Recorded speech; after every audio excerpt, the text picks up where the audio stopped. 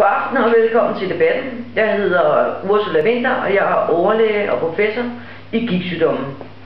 Vi har i aften den ære at besøge Diana Rasmussen, som har en kronisk gigtlidelse. Den vil hun komme og fortælle os lidt om. Dag og velkommen til dig, Diana. Tak skal du have. Hvordan har du det i dag? Jeg er rigtig skidt i dag. Du har ondt og smerter? Jeg har smerter mange steder i kroppen. Rigtig mange. Jeg er træt. Du er rigtig træt. Kan du fortælle os lidt om, hvad der er du fejl? Jeg har kronisk træthedssyndrom og fibromyalgi.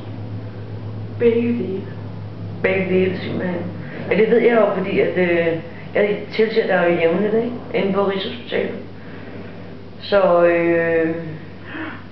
hvad mere kan du fortælle om, hvordan er det at have den sygdom, de sygdomme? Det er svært. Det er svært. Det er svært for Laurits. Din mand. Ja.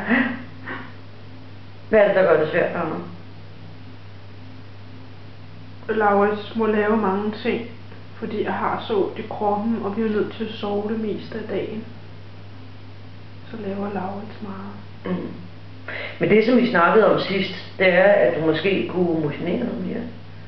Komme ud og gå lidt ture. Jeg har prøvet at gå en tur, og så de næste par dage må jeg bare sove endnu mere.